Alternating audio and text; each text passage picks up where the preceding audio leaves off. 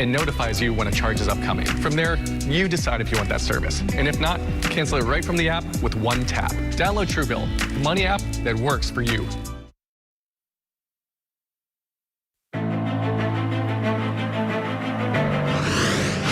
Actors Johnny Depp and Amber Heard were one of those typical Hollywood couples. They met while making a movie, then began a romance while promoting the movie, and eventually married. And like so many other celebrity couples, they broke up. But this breakup was much different than most. It was very public, and there were allegations of violence and abuse in the relationship. I'm admittedly too in the head to spray my rage at the one I love. Johnny Depp sued Amber Heard for defamation after Amber claimed to be the survivor of domestic abuse, something Johnny claims is a lie. Now, he is on the witness stand talking about their life together and facing some tough questions about things he has said and things he has done. You write, good luck and be careful at top. I thought it was good advice. Tonight, we take a look at Johnny Depp on the hot seat, answering questions about his substance use, his behavior, and some nasty text messages. I'm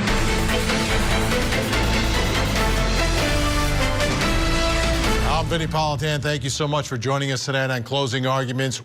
Whoa, what happened in Virginia today? Holy mackerel.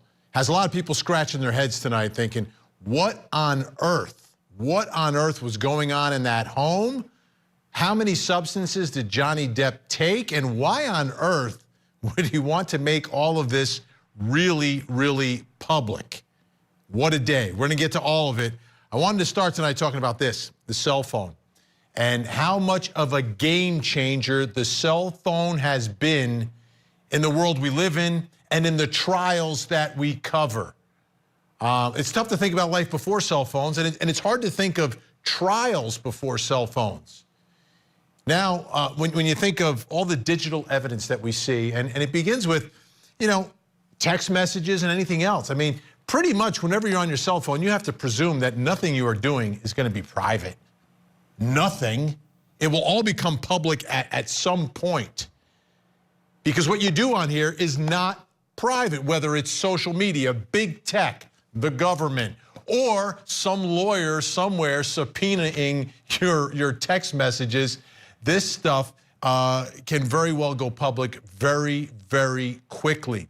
And from my perspective as a trial attorney, I love it. And as a prosecutor, I love it because oftentimes things that people say in their text messages takes us to a place that's tough to get to when you're trying to prove a case, which is in someone's brain, like in their mind, their innermost thoughts. Because when you're texting something or you're writing something or searching for something, you don't, at that moment, you're not thinking, at some point, everybody's gonna see this, which from my perspective makes it very revealing evidence. And what about that evidence today inside the courtroom? When you talk about text messages that Johnny Depp was sending to people about his wife, Amber Heard. I mean, we're gonna read some for you tonight, and you're gonna hear them, but you're gonna hear a lot of bleep, bleep, bleep. These are some nasty, vile messages in the way he talks about and describes his wife, Amber Heard. And this is all coming out on cross-examination. I mean, I don't care where you were sitting today, and what your viewpoints are of Johnny Depp. This was a tough day for Johnny Depp on that witness stand. Let's start tonight by taking a look at the testimony related to text messages sent by Johnny Depp. Bettany, let's burn Amber. 3 exclamation points, right? You see that? I do see that. And at this time, June 11, 2013, Amber is your girlfriend or perhaps even your fiance at this point, correct? Girlfriend, yeah, for sure. And you didn't stop when you said, let's burn Amber. Because the next text down, you can move down and blow up the next text, please, Michelle. You say, let's drown her before we burn her, 3 exclamation points. Did I read that right?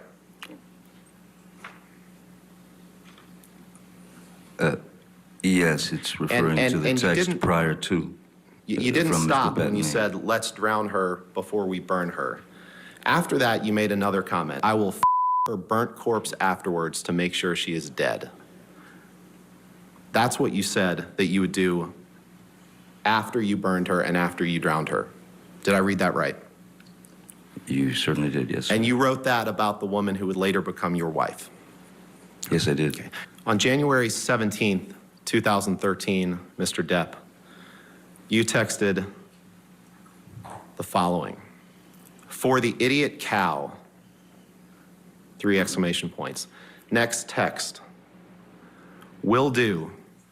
I'll smack the ugly around before I let her in. Don't worry. And apologies again to the court and the jury for this language. And then you close by saying, did that worthless hooker arrive? Did I read that right? You did, sir. You said, I'm all right. Though I never, ever want to lay eyes on that filthy whore, Amber A., most embarrassing. Did I read that right? Yes, you did. And when you called Amber that filthy whore, she was your wife at the time, correct? Yes, sir. You tell Mr. Baruch on October 18th, 2016, hopefully that rotting corpse is decomposing in the trunk of a Honda Civic, 2 exclamation points. Did I read that right? You did. How about that? You know, and that was sort of the beginning of the day. There's a lot more to get to tonight, but that was the tone inside the courtroom today as the defense trying to expose Johnny Depp as an abuser and doing anything and everything they can to try to show this to the jury. Let's bring in Court TV legal correspondent Chanley Painter, joining us from Fairfax County, Virginia tonight, outside the courthouse, inside the courtroom during the day. Chanley, it was like earmuffs all morning long, a lot of bad words, but that aside, what were your takeaways from this cross-examination that lasted all day and will continue into next week? Hours and hours worth of impeachment today. Johnny Depp, for the most part, able to remain calm and consistent. At times, though, seemed impatient and sarcastic with a lot of wisecracks. And, of course, I have my eyes glued on this jury. For the most part, the jury glued in on the screen, reading text messages, scrutinizing, expressionless. For the most part, some derisive looks on their faces, maybe a little bit of disgust, but they had to listen to a lot of vulgar, potentially violent text messages and audio recordings, Vinnie. So again, overall, this cross-examination really focused on several ways of impeachment, including impeaching Johnny Depp on his drug use, his alcohol use through text messages, impeaching him on hitting Amber Heard with text messages on the screen, apologizing about violence or about fights or about the monster that he referred to himself as. He was also impeached on the finger incident in Australia in 2015, where he says Amber Heard threw a vodka bottle at him, severing his finger, where the defense showed many messages where he told people he was the one who cut his finger off. And of course, he was also questioned about if that was true, why wasn't there any other damage on any other part of his hand if, in fact, a bottle was destroyed on his hand? And then finally, multiple audio recordings were played to also impeach him.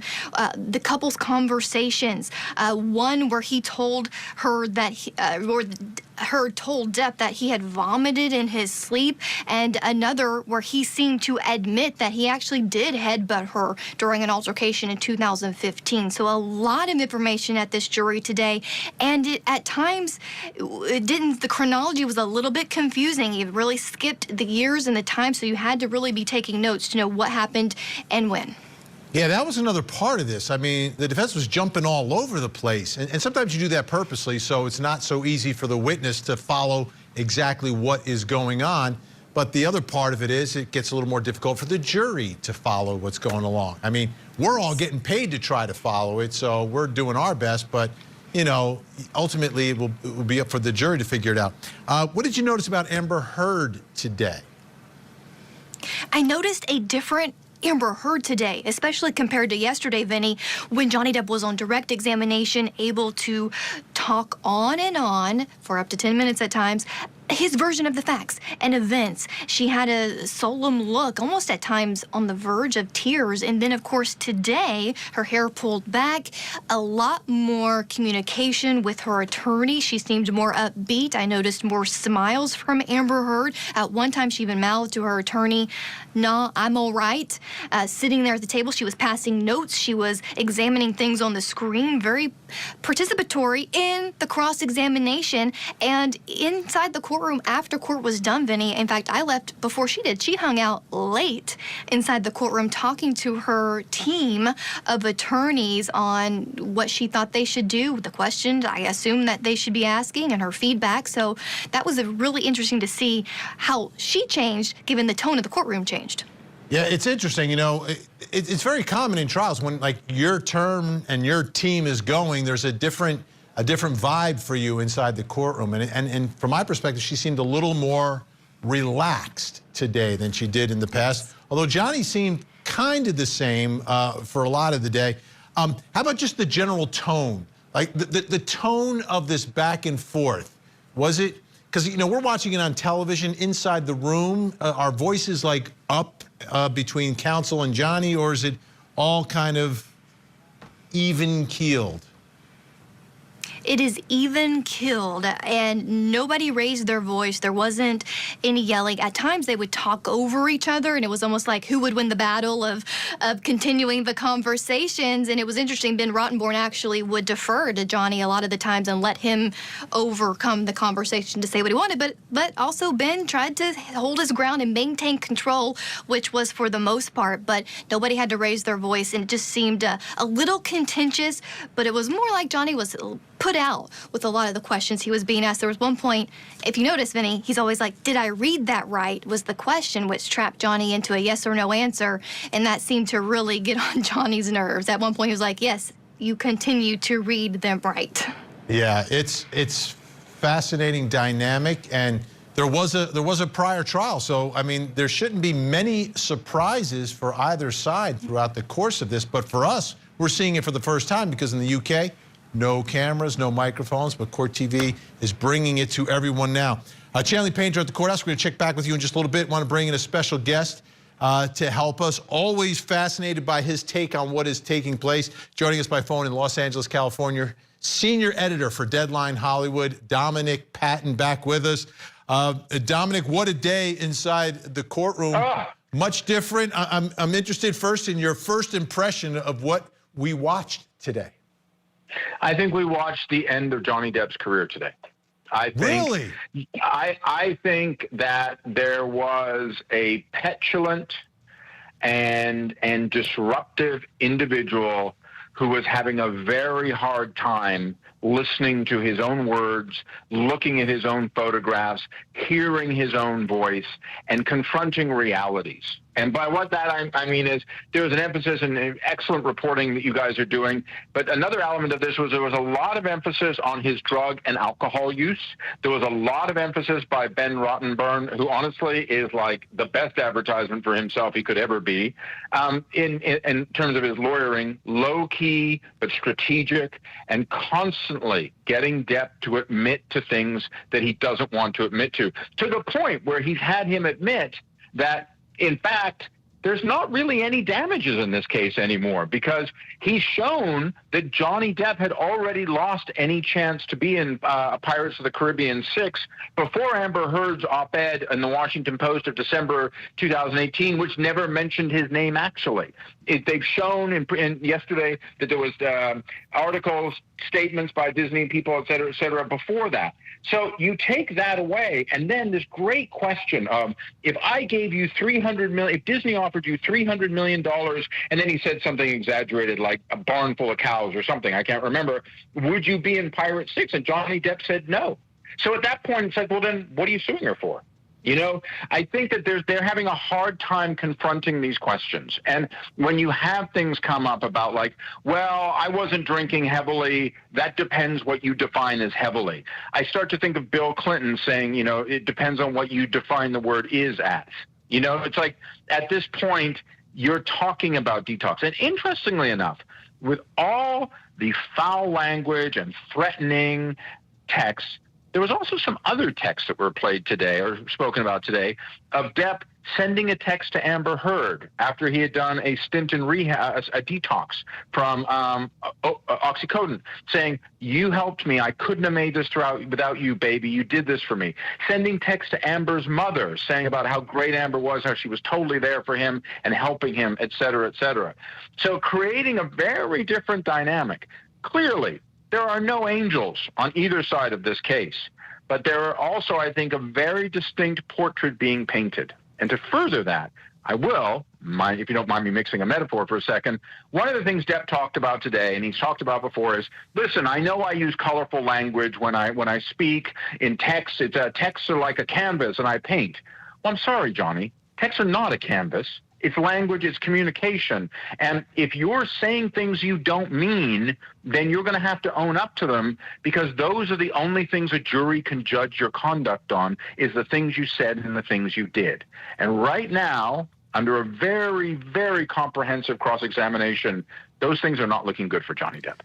Dominic, let me go back to what you first said, that you think this ends his career. Because another picture, you mentioned all the drugs. Is there no place for redemption if he is perceived as an addict in all this? And if you look at the relationship, that there's this level of mutual volatility in this relationship between these two, because I don't know of any other women who've come forward, maybe you do, that have come forward saying they were beaten by Johnny Depp. But if the relationship is perceived as mutual volatility, two people that are just wrong for each other, and he's got some addiction issues, he can't come back from that? Well, listen, we live in a country that believes in redemption. At least I believe in redemption. I know you do too, Vinny. And we know none of us can cast a stone. We all live in glass houses to some degree. But I think more than what we're looking here is the issues of Johnny's addiction to alcohol and pills at the very least, but the vast array of drugs that were put out there. But what's important to that is it's not alcoholism or drug addiction that is on trial here. It's a pattern of behavior and the what I would call the blast radius of these things. Constantly, you seem to have periods in the relationship where there are what some would term blackouts. Johnny seems to argue with this, gets in the weeds about it to some degree.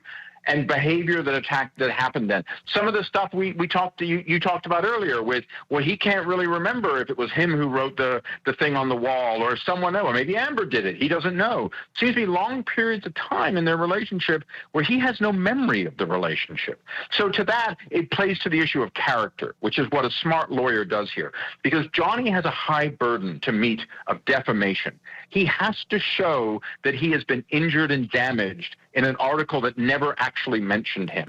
Years after he and a woman divorced, where they signed a statement talking about some of the problems in their relationship, which he now sort of says, well, you know, I didn't really mean to sign that, but I did. It's like, well, then, so what is it? That's the problem they've got here. You have a witness who is not being consistent with his own story and is faced with evidence that he is having a very hard time refuting. Now, that's what a good cross-examination is. You know that better than me, my friend. So, but I feel like it makes him definitely a toxic asset going forward. And let's be clear, Johnny Depp's career hasn't exactly been blockbuster for a while. This only adds to that.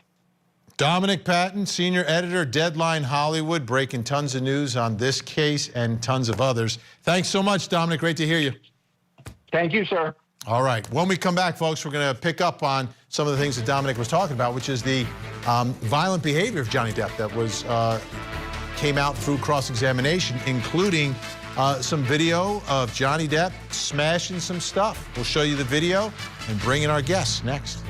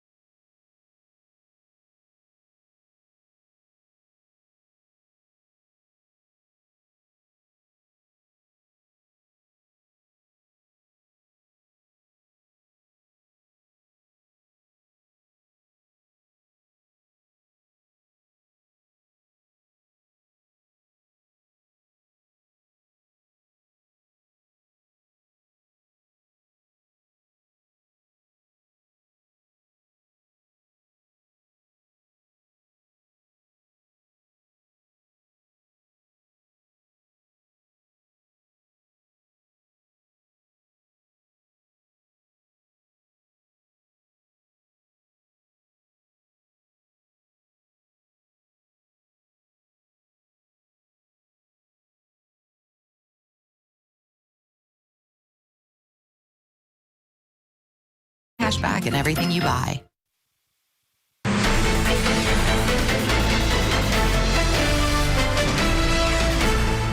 And I know that there will be differing accounts of what happened in that trailer over the course of this trial, but you would agree with me, Mr. Depp, that at a minimum, you smashed up a bathroom sconce during that argument, correct?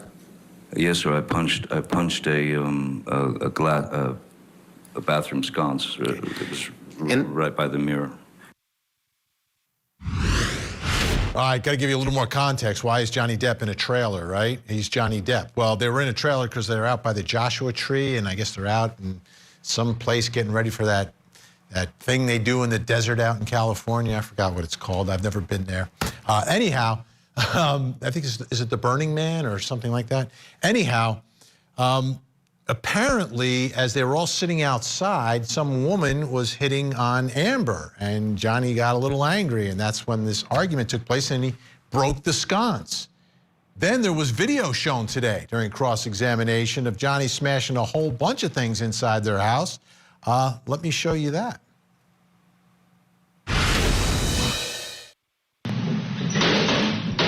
All I did was say sorry. Did something happen to you this morning? I don't think so. No, that's the thing. You want to see crazy? I'll give you That's crazy. Oh, you're crazy. Oh, you're crazy. Have you drunk this whole thing this morning? Oh, you got this going?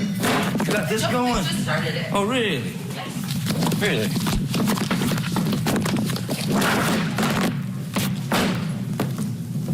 See that?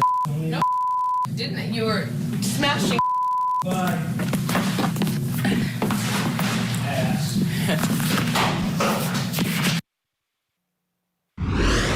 All right, when Johnny Depp was on cross-examination, shown that video, he tried to point out that, listen, I didn't hit Amber Heard in that video.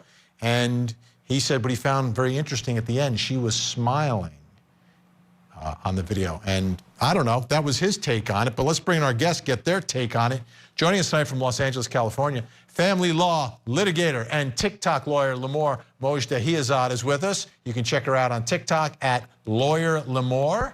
And also from LA, California psychology professor and America's relationship expert, Dr. Wendy Walsh is with us, also a Court TV alum. All right, great to have everyone here. Let me ask you first of all, Limor, what we just saw, was Amber Heard a victim of domestic violence in that video that we just saw? I think so. I think that the environment that's created when they have these arguments is a volatile DV environment, in my opinion. And I think that Johnny Depp is attempting to make the jury believe that he is violent towards everything except Amber Heard. Dr. Wendy Walsh, as you watched that video today and as we're watching it now, are we watching Johnny Depp in an act of domestic violence against Amber Heard? Yes, because people don't just break things. When they have a propensity to violence, they also break living things. We don't know when he grabbed the cell phone. Did he take her wrist and squeeze it hard to get the cell phone out of her hand? We can't see specifically what he did to her body. I just want to remind you, Vinnie, that of the 14 reported incidents of domestic violence in his case against the Sun in the UK, 12 of them, according to that, were said to be true. Absolutely. Well, not the jury, but the judge in the UK and won the case. And in the UK, the burden is actually on the other side. So it's even presumably easier to prove defamation overseas because they don't have a great First Amendment like we do. Let me play you one more piece of this cross-examination because another issue came up and the defense was trying to bring it in. I think there were some evidentiary problems with it, but we all heard it. Let's take a listen. You are currently in a lawsuit for assaulting a crew member on the set of one of your movies in July 2018, correct? Yes, someone Yeah. brought a case against me. Right. A man by the name of Greg Rocky Brooks is suing you for allegedly Objection, punching Your him Honor. twice Relevance in the rib. and 403 and 404. All right, legally that's a little interesting, right? Because just because you're accused of something in a lawsuit doesn't make it true. If that was true, Amber Heard would have lost already. That's why we have trials and lawsuits. But that being said, what's the message to the jury when they hear that? To me, because we haven't, in the case of Johnny Depp, unless I'm mistaken, I mean, it's not like other Me Too cases we've seen where one victim or accuser comes out and then there are 2, and then there are 3, then there are 5, then there are 15. That didn't happen with Johnny Depp, but we do have this other incident. What does this tell us, Dr. Wendy Walsh, about Johnny Depp, that we don't have a whole line of women coming out and saying that, yeah, he beat me too? Oh, because he's not a serial abuser. He's somebody who's in a traumatic bond with one specific victim, Amber Heard. I would venture to say that they are using the courts to continue their conflict and to continue their attachment. You know, I specialize in the science of human attachment. And when couples enter a traumatic bond and they've done everything they can to get through their conflict and they're fighting and they're loving and they're back and forth and they're make-up sex and whatever, and they're finally separated and they're finally divorced, then they use the courts to stay attached. But now they're attached through conflict, through negative energy, and we are witnessing their continuing relationship as they continue to tweak each other. Now, this other supposed case of somebody else bringing against him for assault is supposed to tell the jury that, well, where there's smoke, there's fire. So we don't need a line of Me Too victims. We can show him breaking objects. We can imply that somebody else is suing him for assault, and that's all the jury may need. Lamar, you're in the middle of this. This is what you do for a living. I can't believe it, because when I became a lawyer, there was no way I was going to do family law, right? The cases never end, the phone calls all the time, and people are extremely emotional. What are you seeing inside this courtroom? Because these are 2 people went through a divorce. They so-called settled it years ago, but here they are. What are you seeing? Family law issues never end. And I'm seeing 2 people who are sitting there. One is telling their side of the story. The other is sitting there taking notes to make sure that her attorneys understand that's wrong, that's wrong. Make sure you bring this point up when it's our turn, right? During this cross-examination. I'm seeing 2 people who were in a toxic relationship and it's continuing. They're back in court against each other. If your DV divorce was settled in 2016, leave it there and be done. They have not done that. They're back in court, and it's just the same thing over and over again, and they seem to be addicted to it. Okay, Lamar Mojdeh and Dr. Wendy Walsh staying with us. When we come back, we're going to talk about Johnny Depp and his drug and alcohol issues that became a big part of cross-examination today inside the courtroom. He talked about it on direct. Admitted a lot of things, but today it seemed to escalate to a whole different level. All that testimony when we return.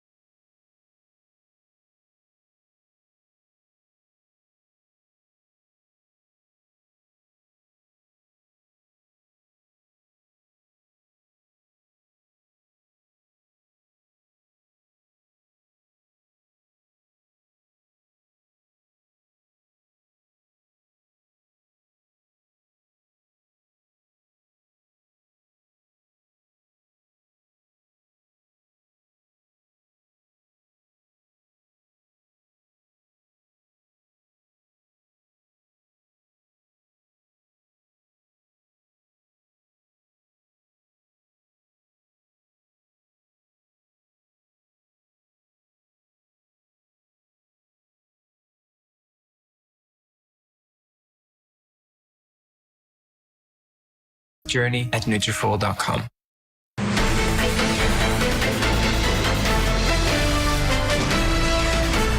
You testified on Tuesday, I guess, that when you went there in February of 2015, you'd been off of alcohol for 18 months. You testified to that. Remember giving that testimony? Yes. That's just nonsense, right? We've already looked at Thank you. May 2014, you were drunk on that plane, and you've admitted to that. So that's not 18 months before. So that testimony that you gave when you said you had been sober for 18 months before you arrived in February of Objection, Your 2015 was not true, correct? What's the objection? May we approach?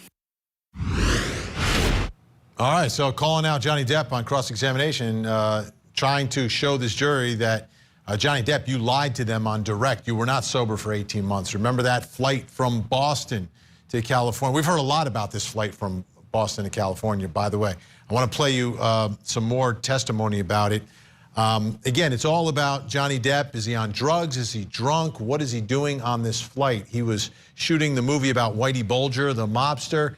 Amber was in New York. The plane picks her up in New York, stops in Boston, picks up Johnny. They fly out to LA. Take a listen.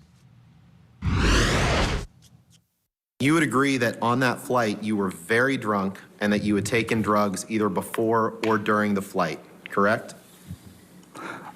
I know that I knew that I was going to have a very ugly, I was going to end up with a very ugly situation with Amber, so Mr. I Depp, doubled up with respect, the, trying to respect the court's time and the jury's time, that was not my question. My question was I simply, understand when you would take 5 agree, minutes to look for a you would agree, document. you would agree that on that flight, you were very drunk and you had taken drugs either before or during or both. Objection, compound. All right, sustained. You would agree that you were very drunk on that flight, correct? I do not agree that I was very drunk on that flight. And you would agree that you had taken drugs either before or during that flight, correct? I had taken a double dose of the roxycodone, which is different than a blackout. But you don't agree that you were very drunk? I don't recall. All right, this is a big, big issue in this case. Bring back in our guests, Lamar Mojdeh-Hiyazad and Dr. Wendy Walsh. Lamar, let me ask you, okay, he's got problems with alcohol. He's got problems with some opiates, okay? The case, though, is about domestic violence. I mean, is he someone who's suffering from a disease? What's the connection here? Because this flight, he's under the influence, locks himself in the bathroom and goes to sleep. According to Johnny Depp, that's what happens. But I think the point that the defense is trying to make on cross-examination is, do you remember the fights that you had with Amber? Do you remember any possible DV? Because you seem to be someone who's constantly drinking. You want me to define the word heavy drinker? Well, how heavy? You can define it for us, right? They've shown photos, right, of different drugs. So I think they're trying to make a point that, fine, you drink and you do drugs, but do you do it to the point that maybe you don't remember what has even gone on, but Amber does? That's a great point. So the point of the drugs and the alcohol in this relationship is not so much that you do drugs, you're a bad person. It's you do drugs, you black out, you don't remember what you did. Amber was there, she will remember and testify to it. Okay, Dr. Wendy Walsh, I want you to take a close listen to this. This is audio from that flight. There are noises that we'll hear. I want you to give me your analysis of what we're hearing. Question. I want to make sure it is quite clear what you are saying about the Boston plane incident. You were very drunk. You had taken drugs either before or during or both. Do you agree with that? Answer, sure. For the purposes of getting through this, let's say yes. Everything you have said, I agree. Did I read that right? You did. I was caving in from... My question was simply, did I read that correctly, yes, Mr. Depp? I understand. Now, can we pull up Exhibit 243, please?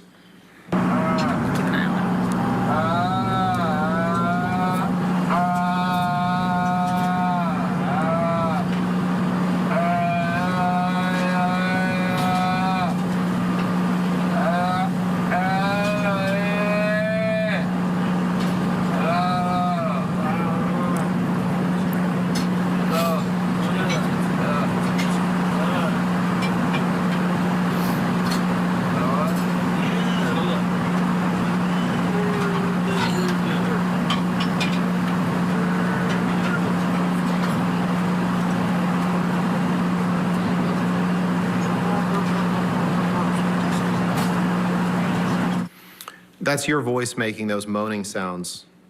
Sound like an animal in pain, right, Mr. Depp? That's exactly what I said before. Yes, that is sounds like a pained animal, and Let's it go is to my 250, voice. please.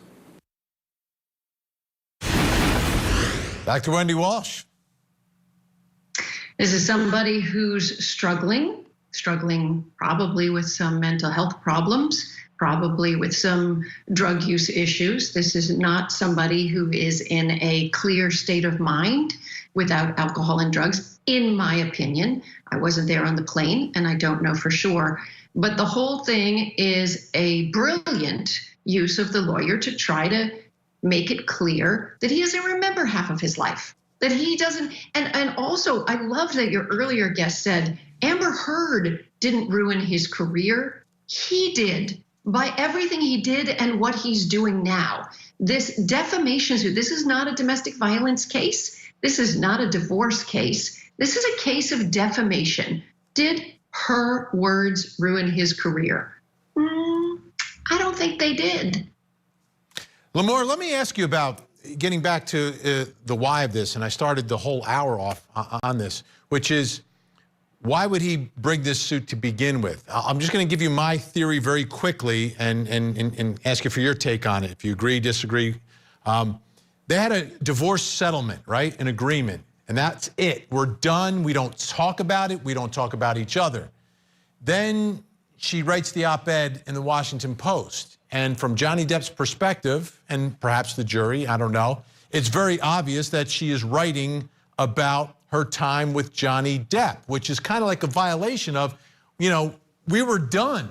We were divorced. We were done. We're not saying anything. And now you got to go into the Washington Post and call me out. And it goes against the spirit of the final settlement. And that kind of got under his skin. And that's why all of a sudden he decides, I'm going to go back after Amber Heard. Your thoughts on my theory? I think that you're right. And I think that he wants to tell his side of the story, and the more appropriate venue would have been the 2016 TRO, right? If Amber were to go for a permanent restraining order, he should have gone and told his side. Based on what he's telling the court now, he probably would have won that case. But he's using this case now to try to redeem himself from 2016 and things that happened then. I think it's partly he wants to tell his story. Partly he believes if he wins this suit that he may get his career back. And I don't agree with that. Well, great job tonight. Great to have you both on, Dr. Wendy Walsh and Lamar Mojdehizad. Fantastic insight. Thank you for your valuable time. We'll see you again real soon. Thank you. Thank you. When we come back, we'll bring back in Chanley Painter. She's outside the courthouse in Virginia tonight. And take a look at the gallery today inside the courtroom. Different kind of day for them. It's a pro-Johnny crowd, I'll tell you that. But we'll find out what was going on there when Chanley returns.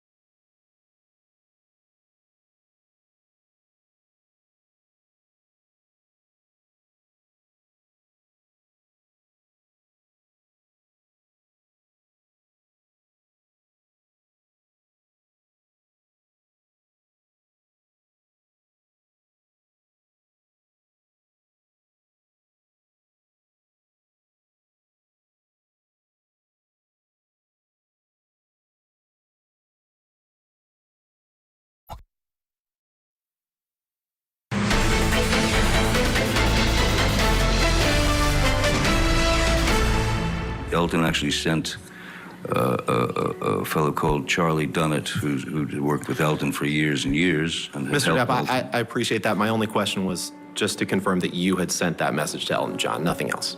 Thank you. So I'll just stop talking. Thank you. I appreciate it. I want to be respectful of the court's time and the jury's time. Sorry? I just said I want to be respectful of the court's time and the jury's time, and I trust that you do too. So, well, I don't feel like I'm wasting anyone's time, sir. Could you pull up Exhibit 408, please? One of your good friends that you've taken drugs with before is Marilyn Manson, right? Yes, we've taken, we've drank together. We've had cocaine together maybe a couple of times. Pills, right? With Marilyn Manson? I once gave Marilyn Manson a pill so that he would stop talking so much. And you would sometimes drink whiskey in the mornings too, right? During this time period. Isn't happy hour any time? But you don't dispute that you carried cocaine in that box that said property of JD. That was a special box that you carried cocaine in, wasn't it? The box was a gift from someone. I can't say that I carried cocaine in it, no. You can't say that you carried cocaine in that box? No, but it looks like it would fit some cocaine. Cocaine is, in my experience, normally given in plastic bags. When you put it in a box like that, chances are very good you'll leave a trail of a long line of cocaine behind you walking down the street. So, in this text message, you say, "Yay, hello, Master D. I say, I do believe that Ryan, parentheses, Munson's, gave you a wee baggage for me. Where does it reside? X." Did I read that right? You continue to read them right, yes. Johnny Depp with a little wise guy humor on the witness stand. Let's bring back in Court TV legal correspondent Chanley Painter, who is outside the courthouse in Fairfax County, Virginia, inside the courtroom for all the action. Any reaction to Johnny Depp's, some of these wisecracks on the witness stand? Oh, yeah. I mean, you can hear the gallery laughing to every wisecrack that he made because the majority, of course, there to support him. Even during some of the vulgar text messages being read, they would laugh if they were in good fun or complimenting someone with the curse word. It's just very odd coming there from the gallery. But of course, my eyes on the gallery, the jury box, Vinnie, and these jurors who have been expressionless throughout most of this trial did seem to enjoy the wisecracks of Johnny Depp, especially jurors who really have not reacted the entire time. The young men on the back row, there was one particular one who barely looks old enough to be a juror, but he really got a kick about the cocaine box. And then Johnny said, well, it looks like it could hold some cocaine in it. He really smiled and laughed about that for a long time and then kind of noticed that he was smiling too much and then went serious immediately. And then later on, when Johnny Depp was joking about the 5 bags of marijuana found in his recording studio, this juror laughed again. And then there was a moment where Johnny Depp says, yes, I did text someone yesterday when Mr. Rottenborn made a mistake about a text message, the timing of a text message, and that also garnered some laughs from these jurors. So I'm seeing smiles and laughs from jurors who haven't responded at all throughout this trial, Vinnie. So maybe they were a little bit entertained at the back and forth between Rottenborn and Johnny Depp.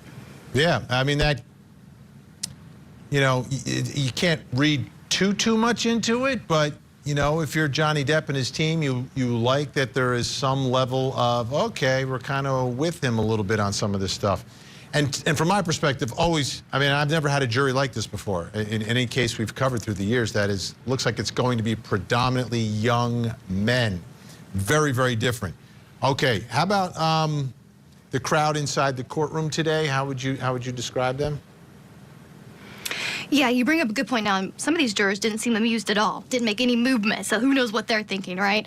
But in the gallery, again, jam-packed full, almost overflowing. In fact, they had to send a couple of people to the overflow courtroom first thing this morning because they were full inside there, and new faces. Some are faces we've seen over and over again every day of this trial, Vinnie, but a lot of people just locally showing up to support mostly Johnny Depp in the courtroom or to observe the criminal justice process. I sat next to a college student today. She goes to school about an hour away. She's here for her criminal justice class in college. And I was like, well, a great trial to pick to observe the process unfold. And so she was there. And it's really interesting. They, of course, are admonished at the beginning of the day that they cannot do, any outburst. If they do laugh, it has to be collectively, nothing over the top, no electronics. So they're given strict rules. It's highly monitored for security reasons. And it's just, with Johnny Depp on the stand, it's the most people in the gallery the entire trial. All right, and how about Johnny Depp, Amber Heard leaving court today? We only have about 15 seconds. Right, they leave court each day greeting everyone that is around, all the sheriff's deputies. We probably have video of them now, but Amber stayed late today. She visited with her attorneys, of course, about cross-examination. Here's Johnny Depp leaving the courtroom again, greeting, nodding, saluting. He waved at his fans in the gallery. And across the street, Vinnie, he's waving at his fans across the street. All right, thank you, Chanley. We'll be back.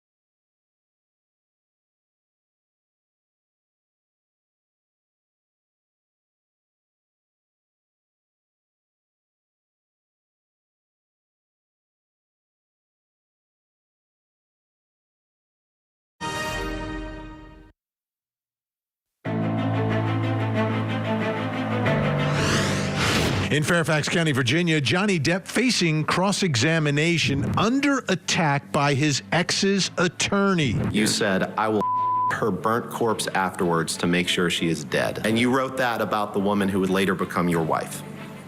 Yes, I did. As the jury hears details about Johnny's behavior and drug use. Paul Bettany's a good friend that you've done drugs with. The two of you shared an enjoyment of controlled drugs or alcohol at that time, right? At times. Tonight, we have all the big moments from the courtroom and ask the question, did the defense destroy Depp on the witness stand? Our legal think tank weighs in. And on the docket, major developments in the murder of an FSU law professor. Breaking news as a South Florida dentist has been indicted. We have the details. Plus, tonight's 13th juror question. Has anything you have heard today changed your mind about Johnny Depp? Buckle your seatbelts. This hour of closing arguments starts right now.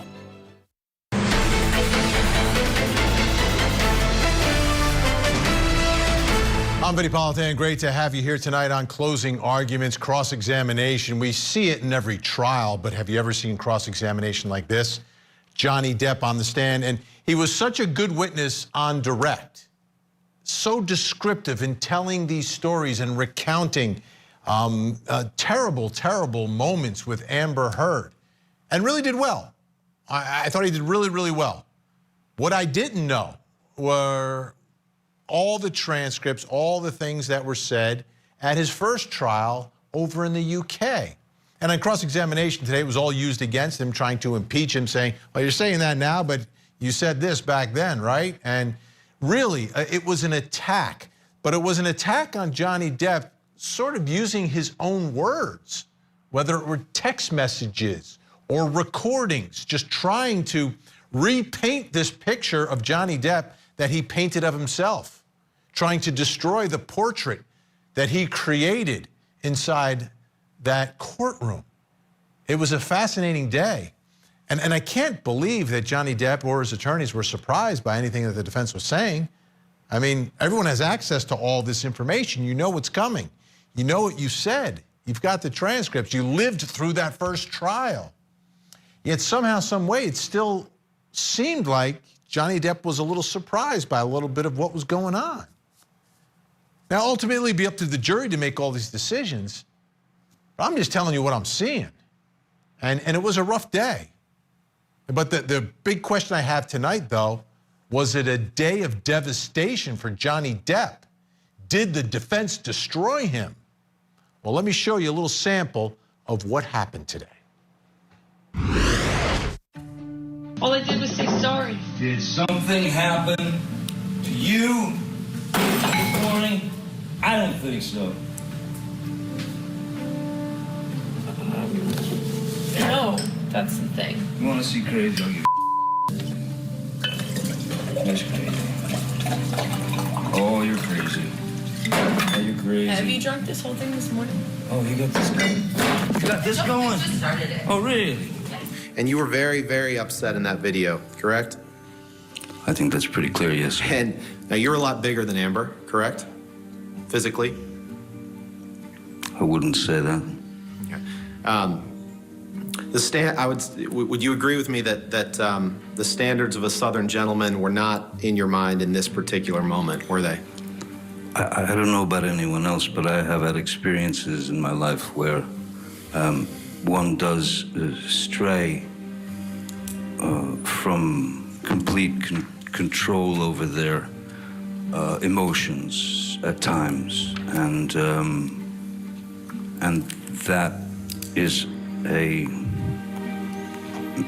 very normal, primal thing to do. I did not try to intimidate Ms. Heard. If she was intimidated, why was she filming? If she was scared to death, why didn't she leave? After you said, let's drown her before we burn her, Mr. Depp, you said, I will her burnt corpse afterwards to make sure she is dead. That's what you said that you would do after you burned her and after you drowned her. Did I read that right? You certainly did, yes. And you wrote that about the woman who would later become your wife. Yes, I did. Okay. And you would sometimes drink whiskey in the mornings too, right? During this time period. Isn't happy hour any time? You would agree that you were very drunk on that flight, correct? I do not agree that I was very drunk on that flight. And you would agree that you had taken drugs either before or during that flight, correct? I had taken a double dose of the roxycodone, which is different than a blackout. But you don't agree that you were very drunk? I don't recall. You testified on Tuesday, I guess, that when you went there in February of 2015, you'd been off of alcohol for 18 months. You testified to that. Remember giving that testimony? Yes. That's just nonsense, right? We've already looked at. Thank you. May 2014, you were drunk on that plane, and you've admitted to that. So that's not 18 months before. So that testimony that you gave when you said you had been sober for 18 months before you arrived in February of 2015 was not true, correct? What's the objection? Okay. Did the defense destroy Depp today? Is it over? Let's bring in our think tank. Joining us tonight in the Bronx, New York, criminal defense attorney Renee Hill. In Houston, Texas, criminal defense attorney Carmen Rowe. And in Los Angeles, California, the city of angels, criminal defense attorney Lara Uretzian. Great to see everyone tonight. All right, Renee, is it done? Was he done on cross? Vinnie, I'm not going to say that he's done because it ain't over until it's over, but it was not a great day for Johnny. I think the defense did a really good job in cross-examining him. They were extremely prepared. They had all of his text messages, which, like you said, they had to know this was coming, and they used them very well to impeach him on a lot of things. So all of the strategy that they used today, I think it went very well for them, for the defense. All right, Carmen, did they destroy Depp? Was he shown to be someone who commits domestic violence, someone who is dangerous? Vinnie, I don't think it was a destruction day. I agree with Renee. It wasn't a great day, but I have a feeling this volatile, toxic relationship that's playing out with Johnny Depp on the stand is going to play out as well when Amber gets on the stand. I think they both have this propensity for the drama, and that's what we saw today. But I couldn't agree with your opening more to the extent that Johnny was being booked and paged by his own words. And I got to think that either the defense the plaintiffs put their head in the sand, didn't want to deal with this, or didn't prepare Johnny to deal with it, because I think there's a way to get in front of this, and I just don't think they did. I don't think he did well with any of it, and he kept shying away from stuff like his drug use that if he had just admitted it like he did on direct, if he just owned it, I think he'd be in a better space, but I think it hurt his credibility today. Lara, what about Johnny Depp? What about Johnny Depp on cross-examination today? I mean, there are people who are saying it's over. I had a guest in the first hour saying not only is the trial over, his career ended today. What are your thoughts about what we saw inside the courtroom? I don't think I'm in a position to say whether his career ended today or not, but I can comfortably say that he didn't do very well in that cross-examination seat. He was impeached on many, many occasions, impeached with his own words at a prior trial. I mean, I've always said it. Anytime you've got more than one, whether it be deposition or testimony by a witness, you've got plenty of material to have fun with, and that's exactly what happened here. He had a prior trial. He's made all sorts of statements under oath, and guess what? I'm sure his lawyers also were expecting it. He must have expected it, that every single word he said at the previous trial was going to be used against him. So if he veered off by even a little bit, they were going to come back and use that against him. That's exactly what they did, and that's what a good attorney does. A good attorney is ready. They've got their transcripts, and they will come back and impeach the witness after a certain statement with the witness's own words and sometimes with other people's testimony. So I don't think it was a good day for him. Was he completely destroyed? Maybe not. But it was a horrible day. I can tell you that much. Well, let's talk about how you respond to all this. Renee Hale, there will be redirect. What surprised me the most is that there were things that came out in cross that weren't nipped in the butt during direct. Like there wasn't like an explanation ahead of time. So do you think they're saving that for afterwards to give Johnny Depp, you know, the 10 minutes to put all of these seemingly devastating text messages into some context that he's not permitted to do during cross because the defense attorney is not allowing him to go anywhere with it? But is that where he can somehow smooth this out a little bit? Is that, do you think, what they're going to try to do here? Well, I certainly think that they should try to do that because they have to rehabilitate him on all of these issues where he was impeached. But like Carmen said, those are the types of issues that you want to get ahead of in the beginning. And they were doing that initially on their direct case when they brought out all of his drug use and his history and let me say they underplayed that card a little bit, to say the least. I mean, I took away from it, okay, yeah, the guy's got some problems, but he kind of has a handle on what his problems are. And today it was a much different picture.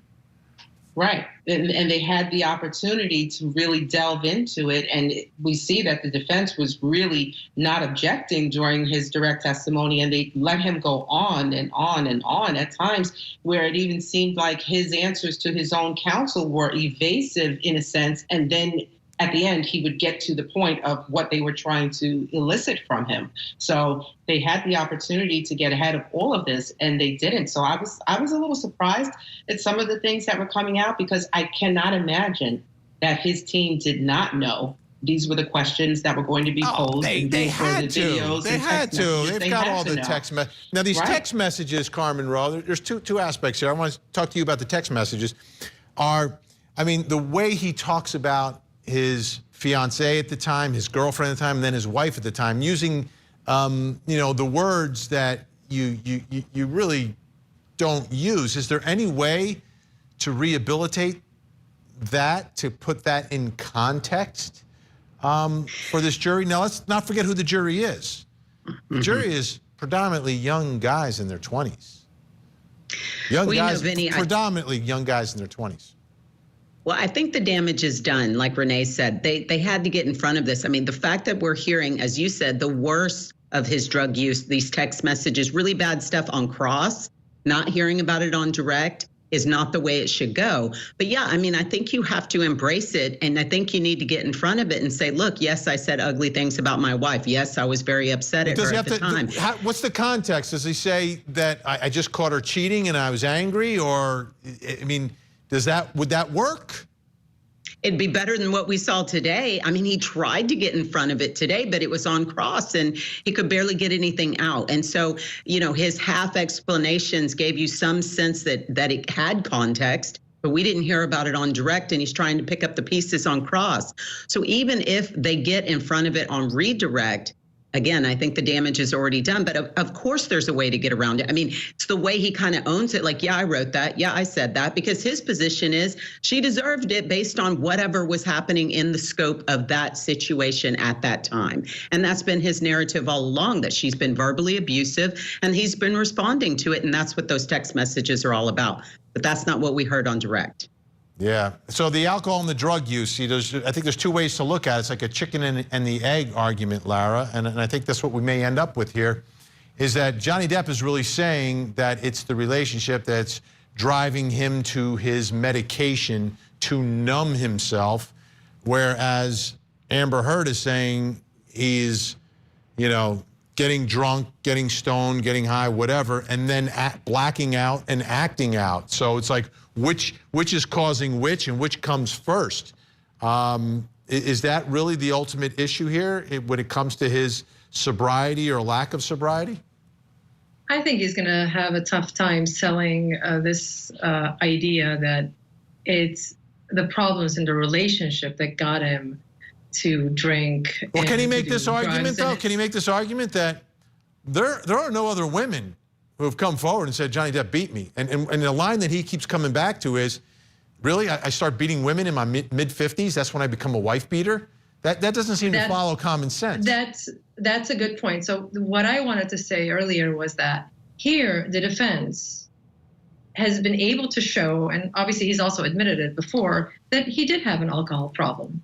He was abusing drugs and using drugs with different people. But up until this point, I still haven't seen any evidence of physical abuse towards her. Now, the closest we got to it is him slapping that phone out of her hand. Everything else that we've seen, yes, he's been very vulgar in the way he refers to his wife. It's very ugly. We've got ugly texts. We see him getting angry. Well, wait, let me ask you about that phone incident. Let me ask you about that phone incident, Lara. Which do you think is worse? Because I think I know what Johnny Depp is going to be dealing with, how they'll deal with it. Which is worse, secretly recording your spouse or slapping the phone out of the hand of your spouse who is secretly recording you? It depends on who you ask, but I think most spouses are not going to react very well to being secretly recorded, because you don't expect that in a relationship, in a marriage, right? So, but again, it doesn't justify the reaction of slapping it out of her hand. Could have told her to stop it, but we don't even know if she was going to stop it. We don't know. Now, we're still waiting to see if he's going to be rehabilitated, if he can explain why he was reacting the way he was, why he was writing these texts. Was she manipulative? Was she also, you could tell. I mean, look at also the way she's been dressing. I'm noticing there's similarities in what they're wearing. So she's playing with his mind, and it's possible that she was doing that during the marriage. I don't know, and it's going to come out hopefully when they try to rehabilitate him, where he can explain why he's doing all of these things and why he's writing, and how she knew how to push his buttons and drive him to this point, not necessarily drive him to the point of drinking and doing drugs, but she knew how to press the buttons. And we know that, and this looks like a tumultuous relationship, honestly. And I think the jury's seeing it, the nation is seeing it. I think neither one of them comes across well. And I don't think either one of them is going to come out of this unscathed. And I think it's going to impact both of their careers. Renee, let me ask you about the word abuse, okay? For this jury, do you think it's about physical abuse or just, verbal kind of abuse? Because there's different types of abuse, but what do you think in this jury's mind, how will they perceive that? Like, when does someone become a domestic abuser? When does one become the victim of domestic abuse? Do you have to be physically hit? Because, one thing is clear from the testimony of the marriage counselor and what we're just seeing and hearing in recordings and in testimony is that they're going at each other, right? They're going at each other. And my question is, how will the jury understand that concept? And at what point do they see, or could they see, Amber Heard as a victim or a survivor? Is it only if there's evidence and they believe Johnny physically abused her? I think that's going to be extremely interesting, and that will certainly be a topic of discussion in the jury room, something that we will not have the opportunity to hear from these jurors. But because this relationship is so toxic, I tend to believe that this jury would feel that the physical abuse, if physical abuse is proven, that's the type of abuse that we are talking about here, and not just verbal abuse, because there's verbal abuse on both sides. We know that already, and we're going to see it much more, I'm sure, throughout the course of the trial. So I would think that they may lean more towards looking for physical abuse in this case. I think it's a really big issue, because that's where Johnny Depp and his team are going. That's where they're drawing the line. But on cross-examination, you could hear Amber Heard and his attorney drawing the line in a much different place, talking about verbal abuse, even questioning Johnny Depp. There are different types of abuse, right, Johnny? And Johnny agreed right away. Yeah, there's different types of abuse. So I think they want the line here. The defense wants it over here. Where does the jury want it is really the question. All right. Our think tank staying with us for the hour. When we come back, though, the star power, the name dropping inside this courtroom today, all relative, all part of the evidence. People like, Elton John, James Franco, Elon Musk, Billy Bob Thornton. We'll get to the star factor next.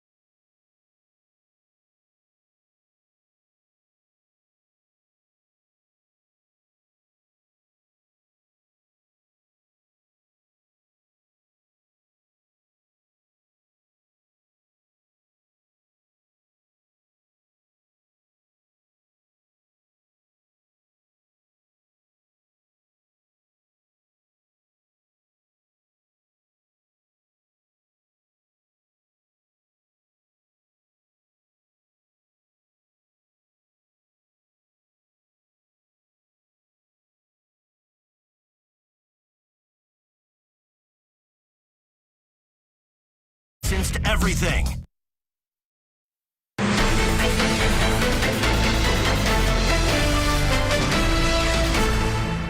And you suspected that Amber was having an affair with James Franco, correct? That was the reason for your argument. Yes. There he is, James Franco. What exactly was the nature of his relationship while Amber Heard was married to Johnny Depp? As you heard in court today, Johnny Depp suspected an affair. I mean, not new to Hollywood, right? Now, that sort of happens all the time. But the thing that really came to light today inside the courtroom is that Johnny's anger seemed to fester in jealousy of Amber going to these movie shoots and spending time with other leading men.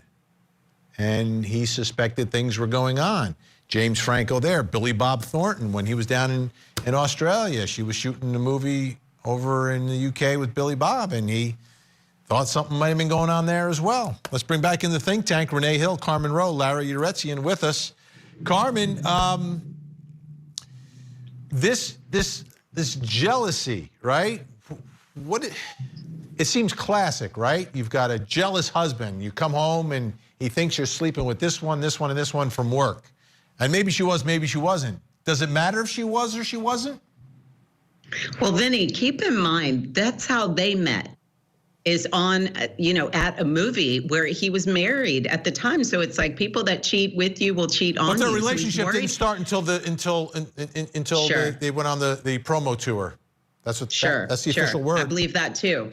But the thing is that's why this is important, is because he's worried about exactly how their relationship began and that she would do it with someone else. And so does the jealousy matter? Yes, I think it marks the beginning of this toxic relationship and how it continued to fester from there.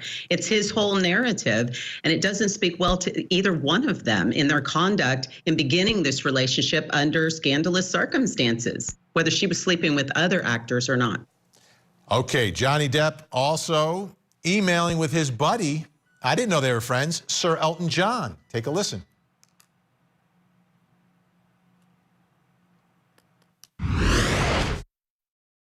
So this is an email that you sent to Elton John, July 13th, 2013. And Michelle, could you scroll down to the third paragraph up from the bottom that starts with the words "on the other side of the coin"?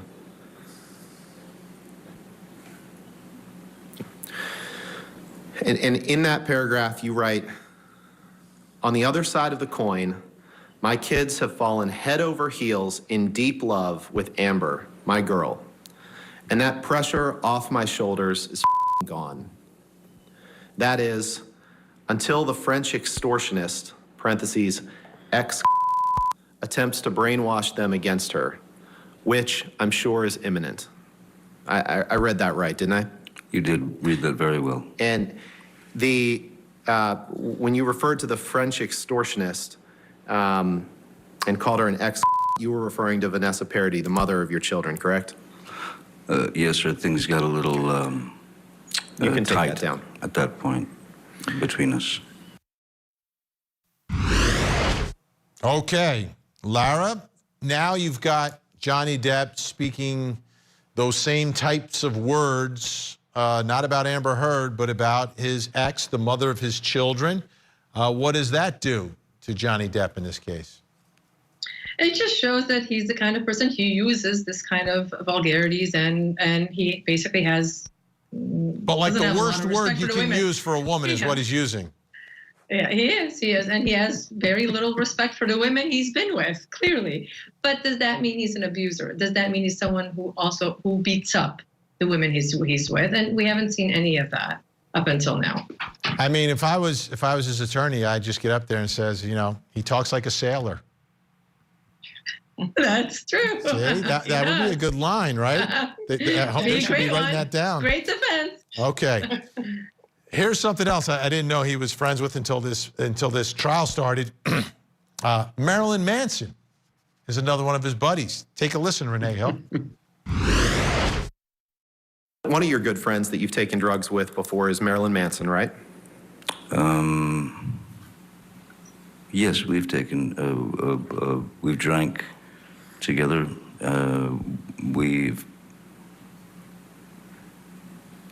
we've had cocaine together maybe a couple of times.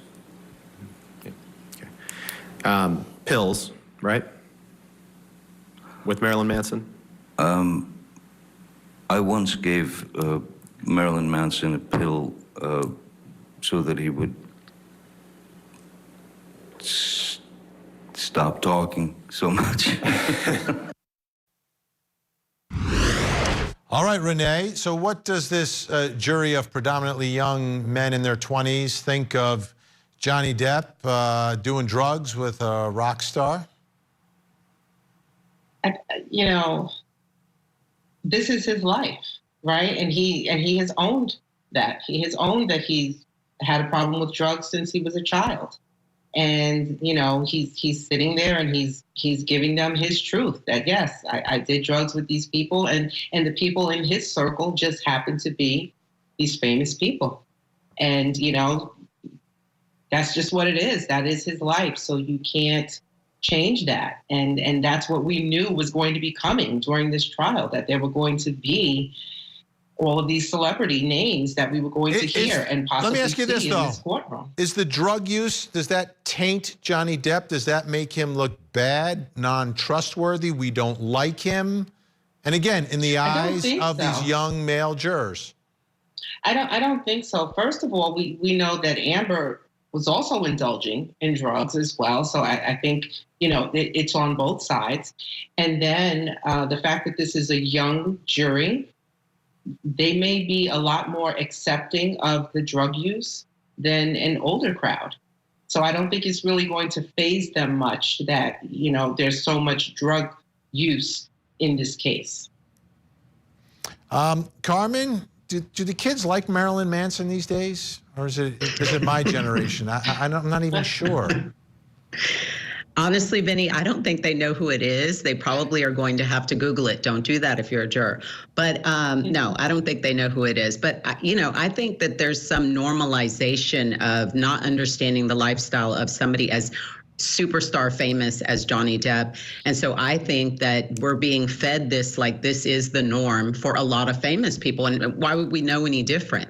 So you have Elton John, and then you have Marilyn Manson from here to there, as far as I'm concerned. But they're all friends with Johnny Depp. And I think it just represents this like dark side of famous people's lives that we're just looking into, viewed through the prism of Johnny Depp. So I think it's a wash. I think it's a normalizing of, you know, excessive conduct for famous people, if I'm a juror and I don't know any better. Lara, the kids know who Elton John is, right? Sure they do. They know who Elton John is, they know who Marilyn Manson is, and they know who Johnny Depp is. And is anyone surprised that Johnny Depp was doing drugs and was drinking? I don't think that's a surprise to anyone, including the jury. And I agree, this jury is not going to be surprised by it, is going to be very accepting of it. They're young. Even if they weren't young, they understand the business, and some of the people in the business, it's going to be an expected thing for them. So I don't think that in itself, by itself, the drinking or the drugs is going to hurt Johnny Depp. Yeah, as long as he was up to it. Yeah, from my perspective, it's fascinating to me that, you know, all these stars are just texting each other. It's fascinating. But at the end of the day, it's evidence in the case. We got to figure out what the jury's going to do with it. Renee Hill, Carmen Rowe, Larry Uretzian staying with us. When we come back, we've got more from inside the courtroom. Plus, we'll take you on the docket. Big breaking news in a case out of Florida involving a law school professor who was shot and killed. Today, a new indictment involving a dentist from South Florida. This case is going to be huge. I'll give you the details when we come back.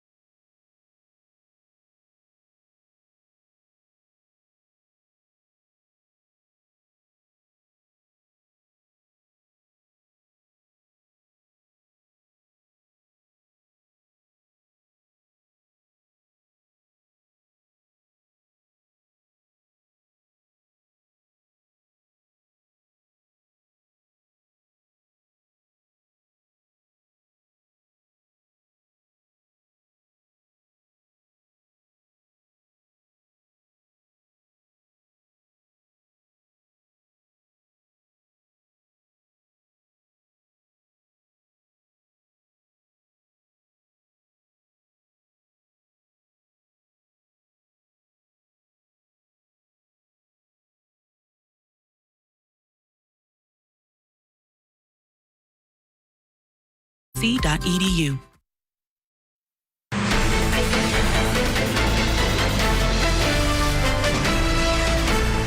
On this, which you wrote on with your severed finger, you wrote in some mix of paint or blood, starring Billy Bob and Easy Amber. Yes, sir. Miss Heard arrived directly in Australia from filming the film London Fields in England with Billy Bob Thornton, correct? That's correct. And you hadn't seen your new bride in 3 or 4 weeks, and she arrives. You're not happy about her filming with Billy Bob Thornton, and so as part of this altercation incident, after your finger is injured, you write starring Billy Bob and Easy Amber on the mirror, correct? Objection compound. I'll sustain the objection. I told you Billy Bob Thornton was part of the evidence today, and part of, again, that theme of jealousy driving Johnny Depp's anger. That's where the defense is going with all of this. Right now, I want to take you on the docket and let you know about another big trial that we are tracking here on Court TV. It involves the murder of Florida State University law professor Dan Markel. Ted Rollins has more. When Florida State law professor Dan Markel was murdered in 2014, he was in the middle of a nasty custody battle with his wife, Wendy Adelson, who is the daughter of a prominent and very wealthy South Florida family. Markel was shot in his driveway. His wife, who was an obvious potential suspect, had an alibi. Eventually, investigators arrested and tried this couple, Catherine McManawa and Sigfredo Garcia. Prosecutors believe Garcia killed Markel for the Adelson family and that McManawa set it all up. She wasn't involved. She doesn't have the answers that people want her to have. At trial, Catherine McManawa denied knowing anything about the murder. Did you have anything to do with the murder of Dan Markel? No, ma'am. But prosecutors believe that McManawa is the connection between Garcia, the trigger man, and the Adelson family because she was previously in a relationship with Wendy Adelson's brother, Charlie, who had even once joked about hiring a hitman to kill Dan Markel. Do you ever joke about he looked into hiring a hitman, but buying you a TV as a divorce present would be cheaper? He did make that joke. The jury found Garcia guilty of murder but couldn't come to a unanimous decision on Catherine McManawa. If McManawa wasn't involved, Charlie Adelson would have had to have hired Garcia on his own, which prosecutors say is unlikely because they didn't know each other. I am 100% convinced that Charlie Adelson somehow contacted Sigfredo Garcia without letting Catherine know. Part of that deal was Charles Adelson breaking up with Catherine so that Sigfredo could get back the woman that he loved so much. Catherine McManawa, meanwhile, remains in jail waiting her retrial. Well, she's waiting for a retrial. Major development today in that case. One of the Adelsons, Charlie Adelson, indicted, now a co-defendant with Catherine McManawa. There he is, not looking so good today in his mugshot. He's a big-time dentist down in South Florida. The family has tons of money, and now he is a murder defendant, and I believe prosecutors will attempt to try him at the same time as Catherine McManawa. Right now, there's a trial date of May 16th, but because of this new indictment, my guess is it may get delayed, but of course, we will track it and keep an eye on it for you right here on your front row seat to justice. Big, big case, Florida versus Catherine McManawa, and now Charles Adelson as well. Okay, when we come back, going to hear from you, our 13th juror. I asked you a simple question. I don't know how simple the answer is, though. Did today's testimony about Johnny Depp on cross-examination change your mind, the way you feel about Johnny Depp? Your answer when we come back. Somehow, the end all be all, very sort of offensive thing. You can throw a punch, yeah, screaming is okay. You can headbutt somebody screaming, but don't scream. headbutted you on the Couldn't believe you did that. forehead. That doesn't break a nose. I don't know if you. Mr. Depp, you said I headbutted you in the forehead. That doesn't break a nose. Correct?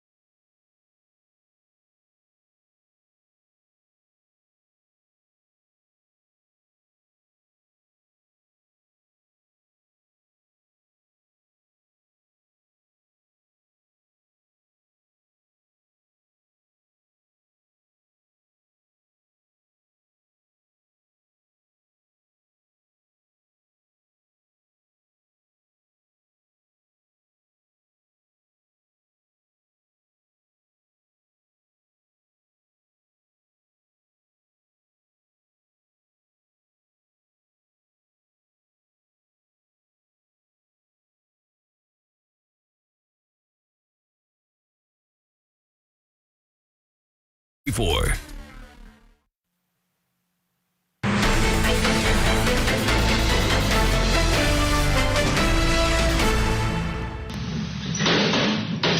All I did was say sorry. Did something happen to you this morning? I don't think so. No, that's the thing. You want to see crazy? I'll give you That's crazy. Oh, you're crazy. Oh, you're crazy. Have you drunk this whole thing this morning? Oh, you got this going? You got this going? Just started it. Oh, really? Yes. Really?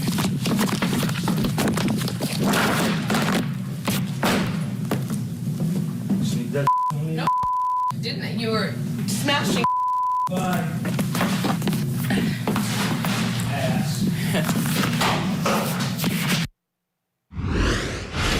Cross-examination of Johnny Depp today, one of the videos that was played for this jury.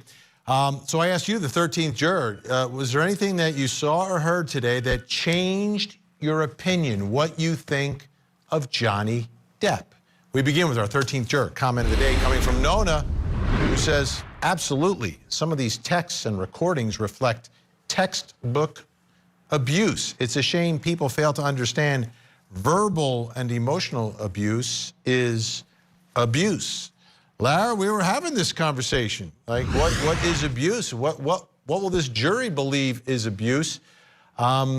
Is this enough to satisfy this jury that Johnny Depp is an abuser and she is a survivor?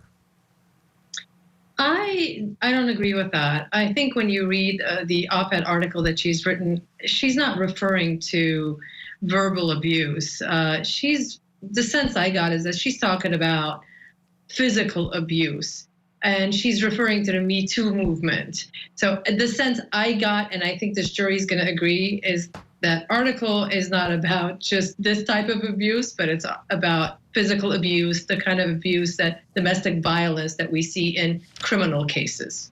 Cindy tonight, just because he bashed her via text or email doesn't mean he physically abused her. Even though we heard her admitting to hitting Johnny Depp, let's get to the proof that he hit her. Yeah, didn't happen. Renee, if there is proof of that, I think it's got to come from her testimony. I think so, because they certainly haven't shown it in cross-examination. We haven't seen it in any of the text messages or of the videos. So I do believe it will come from her testimony, and then it's going to be whether or not she is credible and whether this jury believes her. Yeah, this is one of those cases. I mean, you talk about, this is like the ultimate he said, she said, because there are all of these incidents, this relationship, they're both in it, and they are seeing things very, very differently. Julie tonight, abuse comes in many ways. His verbal and written abuse is criminal. Carmen, verbal and written abuse isn't criminal, is it, though? Like, according to the law? No, unfortunately, it's not a crime. But I will tell you, I think Wait, what do you mean, unfortunately? Wait. Well, I'm about to finish that. Okay, I'll let you finish, my fault. No. So it should be criminal, though, and I'm with Julie. I mean, look, the problem I have and what changed what I thought of Johnny today was his inability to feel any remorse, embarrassment, or shame for some of the things that came out of his mouth that were in writing, on video, etc. I mean, it's one thing to say I was upset in the moment. It's another thing to look back and just put your head down and say, you know, there's no excuse for that.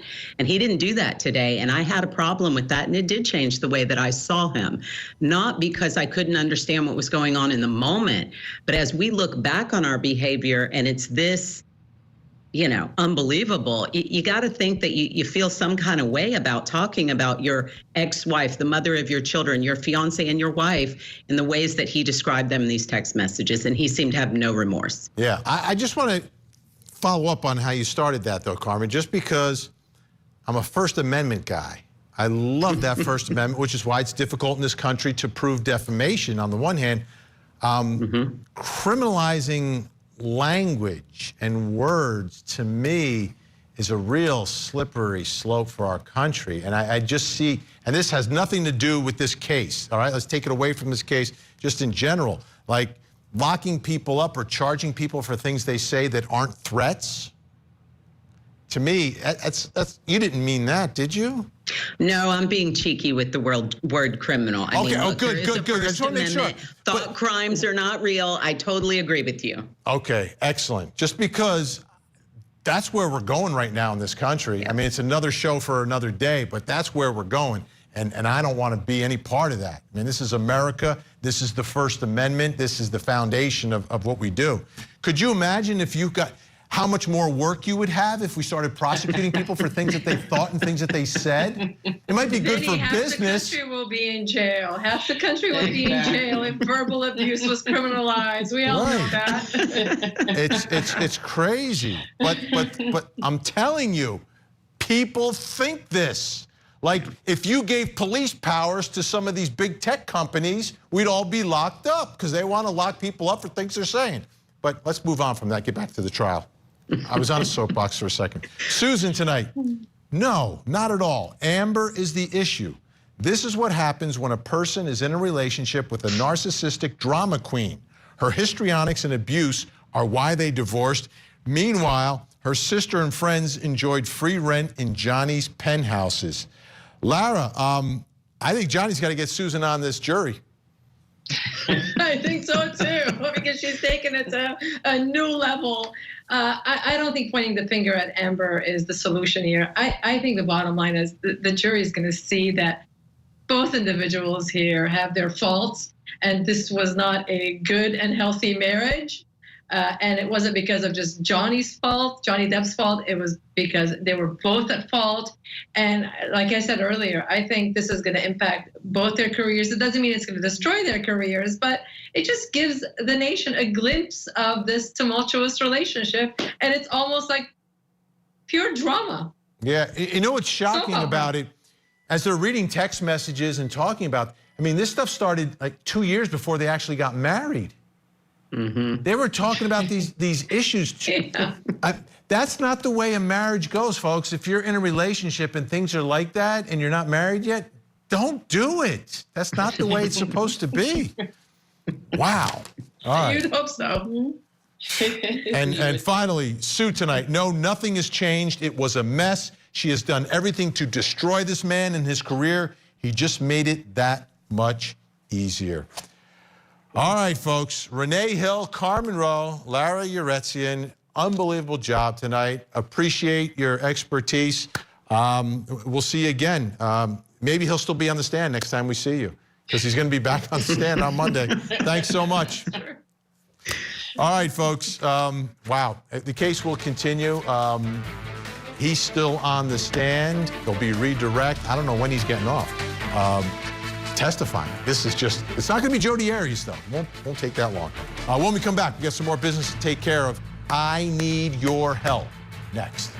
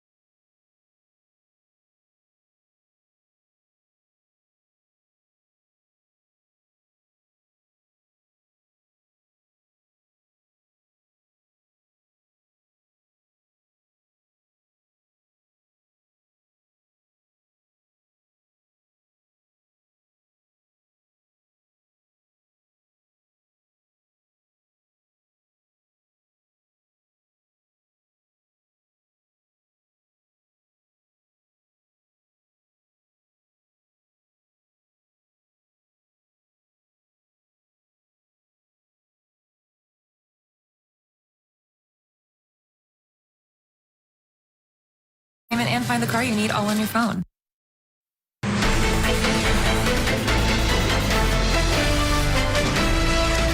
All right, folks. Tomorrow night on this show, we've got a special guest, the real Donnie Brasco. The real Donnie Brasco. Johnny Depp played him in the movies.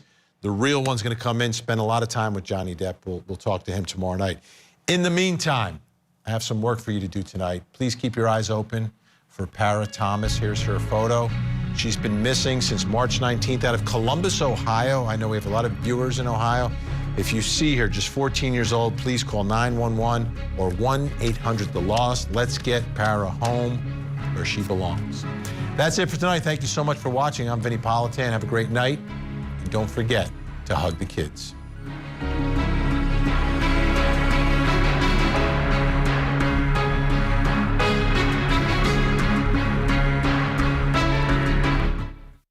This program is based upon a true story and contains reenactments. Portions of this program may be disturbing to audience members. Viewer discretion is advised. For the first time in American judicial history, a trial was held on the edge of a cliff overlooking the Pacific Ocean. For 3 days, a judge and jury heard the forensic evidence interpreted very differently by the prosecution and by the defense. Was the death of a